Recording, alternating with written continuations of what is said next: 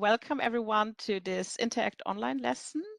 My name is Cornelia Klutsch, and today we will talk about a bit about freshwater ecosystems and how they can be changed by species when new species come into a freshwater system. What does this mean, and what happens actually in those water ecosystems? So I explained this in a bit more detail, but before we start, I thought I will just introduce myself a bit.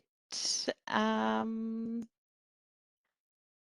this is not moving forward now.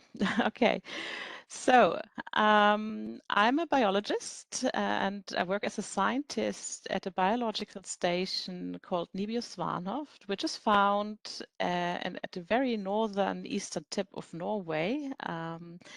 And the station is about 400 kilometers north of the Arctic Circle. And naturally, our research focus is a lot of northern species like brown bear and polar bears and some others, but also freshwater systems and terrestrial system insects. So we have a quite broad portfolio.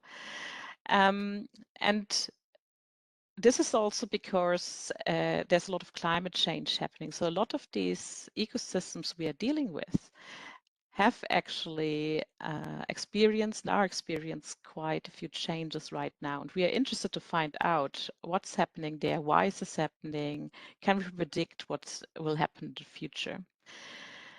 And just to give you a further sense of how close we actually are to our international neighbors, so we have the biological station here, Svanhoft, and we can basically walk to the next freshwater system. It's a river called the Pasvik River, and the middle of this river is the border to Russia. So we are really, really close proximation, which gives us usually also the opportunity to work with our international partners on some of these research projects. And at the bottom here, it's just a picture of Svanhoft from the summer with the botanical garden in front here. So just to give you impression where I come from and where I live and work. And I just thought I'd give you a short overview what we will be doing today. So as I have mentioned, I will talk a bit actually what are the traits or characteristics of invasive species and introduce you to some of those species we find particularly in Europe, but also in Northern Europe. So one or two species we are actually working with at the station. And how actually these species spread and what makes them so successful. And I have mentioned already climate change. So because we have so many changes, what does this mean for species that are colonizing new habitats? And more importantly, what does this mean for actually species that are found in those regions where new species enter? So, so we will talk a bit about this, and you can ask in the chat all the time. So as far as I can see, we are not a lot of people, so I'm also happy to if you raise your hand, or you will see how it goes. So you can ask anytime. I will try to answer as much as I can. Okay, so let's get started. The first thing to understand here is that as such, every species has its own distribution range. So the geographical area that a species calls its home, we say also this sort of its native distribution. It's where it's born, raised, and where it's usually simply living. And just to give you an example for this, we have here the ice bear.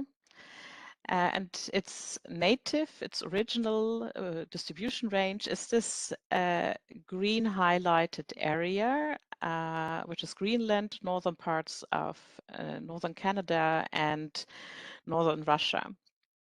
So it has a distribution range that is characterized by quite cold weather conditions, a lot of ice and snow. And usually species are quite well adjusted to their habitat, to their natural range. In this case, ice and snow. And what we can see in an ice bear is that it has white, dense fur. So it blends in to its surroundings. It's camouflaged quite well, which gives it an advantage because it's not easily spotted and helps it also for hunting. So other species don't spot the species easily. The other thing is that it has quite a broad feet with sort of quite strong claws, which makes it very easy for it to move and run across ice and snow. So we have species that are sort of specialized to certain habitats. And because, for example, the ice bear is so specialized, it's actually quite strange to think that it would occur in any other habitat and further south, where no snow and no ice occurs. And so it would only be probably in other habitats and other geographical regions if it's actually introduced there. It's actually brought there. And this is actually one of the first characteristics of invasive species. They're usually introduced by humans, so humans transport them from their original range to a different geographical habitat. So they're usually not migrating there naturally. And a few other characteristics are that we have quite a few negative impacts. Usually it's not an advantage that we get a new species into an ecosystem. Usually there are more negative impacts. This could be negative impacts on the biodiversity, like other species, including fish species, and I will talk about this a bit more in detail. Then usually there's an economical cost, which I will talk about and introduce you to an example, and also human well-being. So all about those negative impacts and how this is all connected, I will talk a bit later about. But first I thought I introduce it to you simply a few species that are invasive in Europe. So if we start with the picture on the top here, it's water hyacinth. And this is one that a species that came originally from the Amazon in Southern America, but has been introduced to several parts in Europe, among other places. And the problem with this species is that it has a large growth rate. So it can actually cover a pond or a lake quite easily in a very short amount of time. And what this means is then that water plants that are sitting lower in those ponds do not get enough sunlight, so they can't develop as well. So those original plants have a disadvantage because of that. And because this plant is generating so much offspring, so many other plants, it can also lead to, when they die and decay, that it changes the biochemistry in those rivers and ponds. So you see already that some of these species can change simply the habitat, the environment for other species. And here at the bottom, we see the Norma jellyfish. And this is a species that is usually found in the Indian Pacific Oceans, but is now found since the 1970s in the Mediterranean Sea in Europe. And the main problem with this species is it has an economic impact because tourists do not like to go into the water if the species, a lot of these jellyfish are around. So, and this can lead then to a decrease in tourists in specific regions where the jellyfish is blooming in a specific year, for example. And finally, a species from North America, is the North American bullfrog, which has been introduced also in several places, including Europe. And the main problem with this species is that it carries fungi that itself does not suffer from disease, but it can spread this fungus to other species, and in those species, this will lead to disease. So disease spread is one of the worries we have with invasive species. And just to summarize this a bit, we have currently over 750 freshwater species reported as aliens or invasive species in European inland waters, so like rivers and ponds and so on. And overall, invasive species lead to an economical cost of more than $1 trillion. And just to remind you, this is the one with 12 zeros, so it's a really, really huge amount we are losing for the global economy. And it's anticipated that this number will rise. And I will give you a few examples also why this is the case. So we know now that we have invasive species and that they can do some damage, different types of damage to other habitats or the economy or disease spread. But why, how does this happen? Well, one very important reason is actually cargo ships. And that's because we use cargo ships to transport goods around the world. But in a harbor, when it's discharging the goods, it often uses ballast water, so it pumps in ballast water for stabilization. And then with this process, it also gets small larvae, eggs, small species into this, with this water into those tanks. And then it goes probably to another destination around the world. And in a new harbor, it releases this water, this ballast water, and takes a new load of cargo on. And during this process, we can distribute species passively. So they're not migrating actively to a new place, but we humans transport them.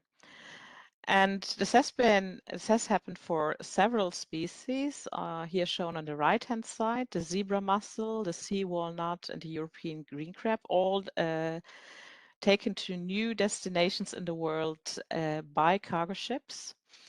And all of these three species, the main problem we have is that they are competing with native species for resources like food or oxygen in the water, and therefore often they can outcompete the species that there are in these habitats. So, which is simply a problem because we then basically the new species, the invasive species, is more successful than some of the native species, and they can have a lower population size or probably even go extinct. And the zebra mussels and sea walnuts came to Europe from different places. The zebra mussel from Russia and Ukraine, and the sea walnut from the eastern coast of North and South America, whereas the European green crab is actually a species that was introduced from Europe to North America. So it's not only that we get species here in Europe, but also some of our species are transported to other regions in the world. But there are other ways we introduce new species to different regions in the world. And one of this is pet trade. So here, just as an example, because we're talking about water systems in this talk, it's the goldfish. And the goldfish originally comes from China, has been bred as pets and for ponds for several hundred years. And they have become quite popular around the world as an aquarium fish. So it has been distributed anyway throughout the world, which is as such not a problem because if it stays in the homes, there's no harm done. However, what we know is that there either is accidental release or some people private people take a goldfish or two to a pond or a river system and release them, probably not thinking really what the consequences might be. The problem is that actually, although it's a pet fish, goldfish are quite robust, so they can survive winters in Europe quite easily. And again, they are competing for resources like food, and even they can be predatory, so they even eat other fish species sometimes, so leading to changes in natural ecosystems. And the lesson learned here is probably that we really shouldn't release any pet, like lizards, spiders, fish, and so on, into the wild. And then we have sometimes more deliberate releases. In aquaculture and fisheries, this has been done several times. And the idea behind this always was to create a new resource for fisheries and as a food resource for people. One example we have here in northern Norway, it's a big topic right now, is the pink salmon, which was repeatedly introduced to northwestern Russia, Norway since the 1950s. So it includes the Barents Sea, which is basically sort of the sea off coast in northern Norway, where we are located. And what we're seeing over the last 5-6 years, that we have basically every second year, we have exploding numbers of pink salmon in Nordic rivers, in Norwegian rivers, and they're basically migrating along the coastline. But this is not the only region. We find them on Greenland, in Greenland waters, UK, and some of the other listed locations here. So this is a species that after an initial introduction to a new region was very successful in distributing further. And although the idea as such is good, probably to have a new fish resource in addition to other fish like Atlantic salmon or brown trout, there are certain problems associated with it. And this is the example I will pick up a bit later in this talk to really walk you through what these consequences might be. But just to give you first another example of another species from Norway or the northern region is the red king crab. You see here, these are quite big animals. And they originally came from an area here shown sort of this pinkish color from eastern Russian coastal, the Barents Sea, and the neighboring Alaskan waters from North America. And what happened here is that in 1960s, this was introduced by the former Soviet Union into different regions, including the Murmansk Fort, the Barents Sea. And the idea was to provide a new and valuable catch resource for Europe. So actually, this is the species, the king crab, is now a delicacy in northern Europe and is sold for a quite good price in restaurants and so on. So you could think, oh, so this is generating money, and this is true. So there is an advantage for tourists, of tourism. However, from an environmental perspective, it is far more questionable what has happened, because this crab can distribute quite fairly quickly, and it really eats everything that comes its way. So it's an omnivorous species. So it's a species that eats a lot of different things, and it eats a lot of this. And we have fairly high populations, so it has it reproduces quite quickly. And together, the problem is that it actually, again, impacts other species in the water system quite negatively in terms of resources and population size. So in the long term, this can lead to really that some other species go extinct. And also commercially, other fish species may be important to think about in this context.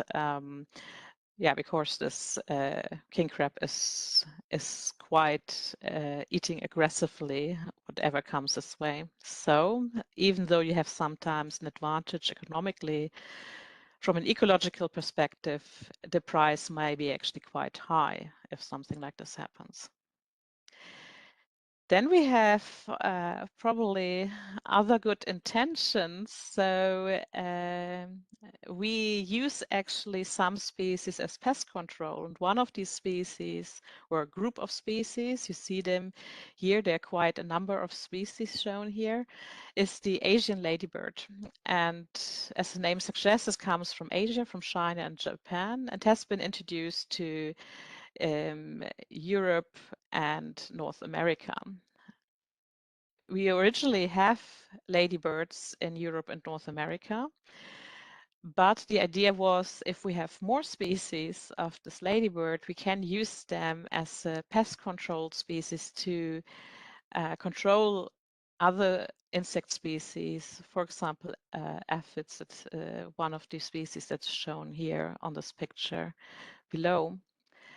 However, what has happened is that this Asian ladybird actually carries a parasite, and again, itself has not much problems with this parasite, but it can transfer this parasite to the European species of ladybirds, so that they have, again, a disadvantage. And this has become so bad, actually, that now people are using pesticides to control the Asian ladybird. I think about this. Originally, it was introduced to reduce the use of pesticides, so it was used as a biological control species. But now, as an invasive species, it has become so successful that we have to regulate this introduced species. So again, it's very important to think about consequences with everything we are doing in nature. Yeah. Then I just wanted to summarize some of the things that I have mentioned and introduce one or two new things. So the question is really then, what are characteristics and why are invasive species so successful? So one of the reasons is that you have high reproduction rates, a lot of offspring, and probably several generations per year in comparison to native species. So these invasive species are just very good at reproducing and producing more and more of themselves. As I've mentioned, a lot of species are quite immune to certain diseases they are carrying. However, they can transfer those diseases to other species in the new region. Then often they have a high dispersal or migration rate. So once introduced, they can migrate and distribute themselves quite easily in a new habitat. What I haven't mentioned so much, but is quite important, is that they often have a fairly high genetic diversity. And what this means, what this leads to, is that they are quite tolerant to a wide range of conditions. So they have probably a high temperature tolerance, or if you're thinking about water systems, that they are quite tolerant to different salt levels and so on. So they are coping very well with different conditions, where some native species are more specialized. So they can simply, also because of this, spread much more easily in the new habitat. Some of them are long-lived. So not only have they a high reproduction rate and several generations, but they're probably also long-lived, so they can reproduce for a longer time. Then quite a number of invasive species are actually predators, so they're feeding on other species. But often because they are new, they don't have actually or there are only very few natural enemies and competitors in this habitat, which means they survive very well and their population size is not regulated. And in connection to this, often invasive species are polyphagous, which means that simply they eat a lot of different things. And this is, of course, one of the limiting factors. If you don't find food, you probably can't survive, but these invasive species are often eating several resources, and this is one of the reasons why they can survive quite well. So just to summarize some of the characteristics why invasive species can be very successful.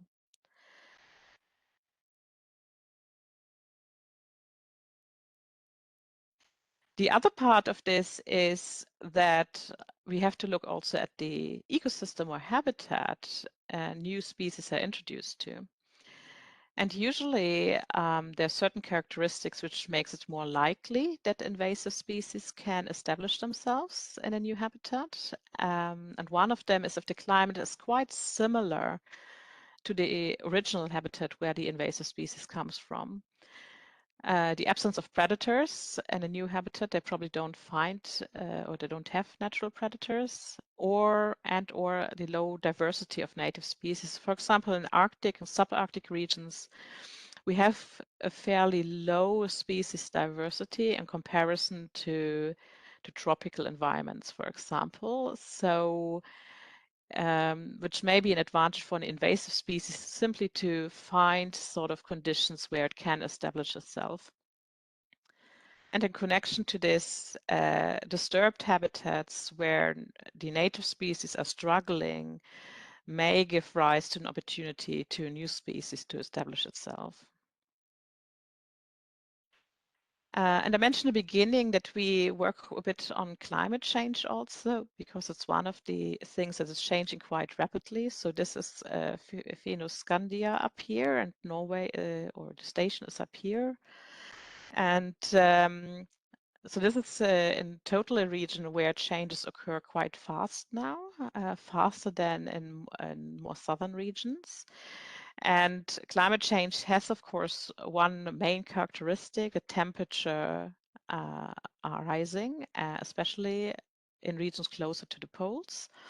And we anticipate this trend will continue. And what this means is, if you think about what I said about habitat, is that species that are originally coming from or found in more southern and warmer habitats can migrate now upwards to northern regions. So what this facilitates is that the climate becomes more similar to probably more Central European conditions, and this facilitates migration northward. So so some species will go up north, and this, of course, changes again the dynamics in these northern ecosystems, because we get more and more species that were not originally found there.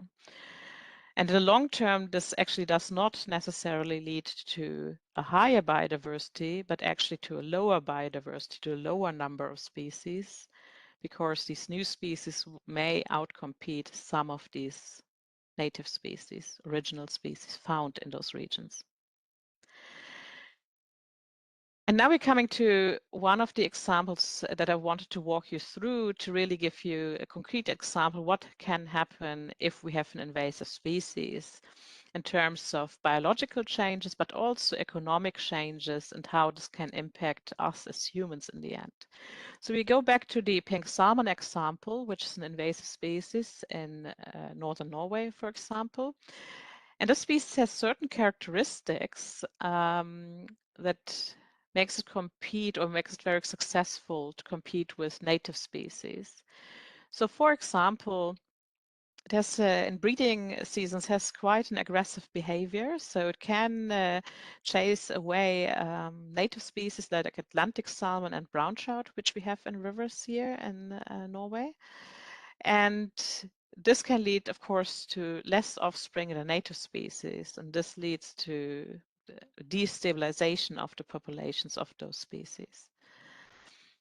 Like many salmonids, also pink salmon die after spawning. And because what we are seeing that we have really, really high numbers in the rivers, going back to being really good at reproducing, this is also a species that has very, very high population numbers.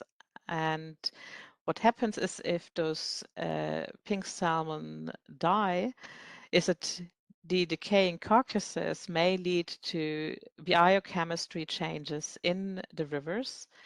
And for example, you may have very low oxygen air conditions in the rivers. And this again is negative for other species like the Atlantic salmon, the brown trout, because you have less offspring, but also probably other species that serve as a food resources for all three fish species. Then when we have juveniles from different fish species, it could be that they are competing for food resources, and this may lead to higher mortality in the native species. And there is a fear, this hasn't been shown yet, that also pink salmon could carry diseases that other salmonid species like Atlantic salmon and brown trout could be affected by. And disease always leads to a higher mortality in the end. So these are sort of primary effects. What happens if an invasive species like pink salmon establishes itself? What does this mean for other biodiversity? However, it's not only that fish species are affected, and there are also indirect effects. So in the previous slide, we established that probably some other fish species like brown trout or Atlantic salmon will have lower population sizes. The problem is that brown trout and Atlantic salmon have other species that depend on them, like the freshwater pearl mussel. So the life cycle of this species is dependent on the presence of brown trout and Atlantic salmon. So if the population of this fish species goes down, this has an effect also on the freshwater pearl mussel and will also lead to population decreases in the species. Why is that important? Well, this species is really sort of a hero in freshwater and rivers and freshwater systems, because each adult mussel can clean water quite efficiently, up to 50 liters of water a day. And it happens to be that salmonids in particular need very clean water. So the life cycles of these two species are very closely connected.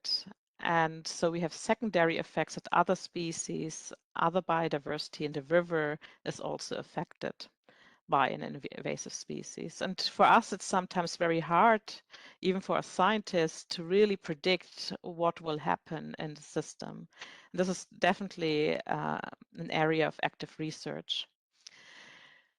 And then we have other effects, not biodiversity effects, but more economical and well-being effects. So we have a reduced population size in one of the native species, and this can lead to less commercial and recreational fishing.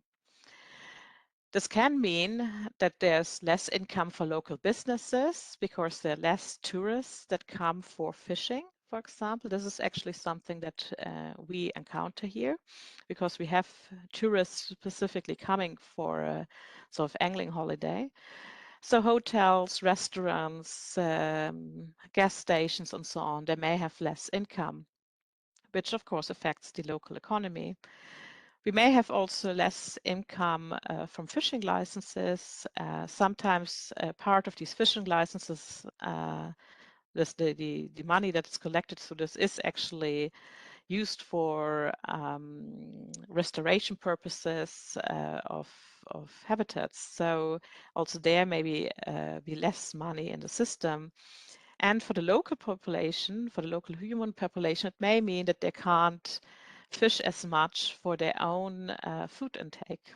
Obviously, it is also a resource for the local people that doesn't cost a lot of money. So it can be quite important for the local population to have these fish resources available to them.